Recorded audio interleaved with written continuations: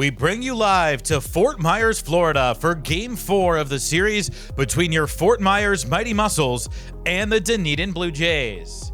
Welcome inside the broadcast booth, everyone. John Vitas alongside Andrew Pauling. And Andrew, last night the Blue Jays got their revenge after being walked off on in the first two games.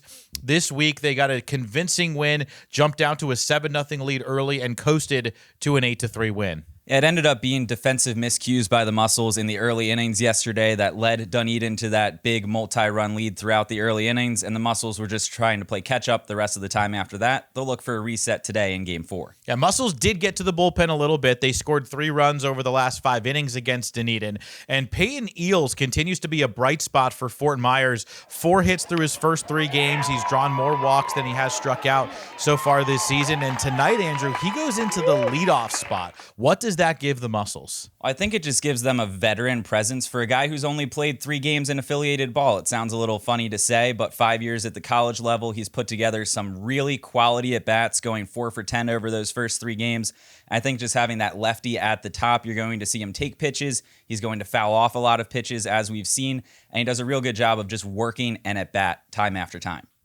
Good pitching matchup tonight as well. We'll see a top 30 prospect in the Toronto system in Fernando Perez, who's got a really lively fastball, and he gets a lot of whiffs. In his last outing, he got at least 1 whiff with all 5 pitches. Yeah, he uses his fastball nearly 60% of the time. Last time out, tops out at 95 miles an hour. He struck out 9 batters and walked none in his last outing, so the Mussels need to know that this is a guy that can command the zone, and they need to be able to attack early against him. And Ty Langenberg will go for the Mussels tonight. He eats innings. He's gone at least 5 innings in every start this season. Yeah, Langenberg has more of a 5-pitch evenly spread mix than what we see on the other end, fastball heavy. So for Langenberg, it's going to just be about navigating up and down the lineup. He hasn't pitched in over 10 days, so now we'll see how he does after being skipped a turn in the rotation. And with that, it's time to introduce you to the third member of our broadcast team, as Hannah Jo Groves has tonight's Brant Down on the Farm Report. For today's Down on the Farm Report, we look in on last night's game in Wichita, where the Wind Surge continued their win streak with some help from a couple of former Mighty Mussels. Right-handed pitcher Zebby Matthews was dominant on the mound in his Double-A debut, striking out 9 batters in 6 2/3 innings. The offense was hot too, as Andrew Cassetti crushed a solo home run over the left field fence in the bottom of the first, his 4th homer of the year, and giving the Wind Surge the early lead.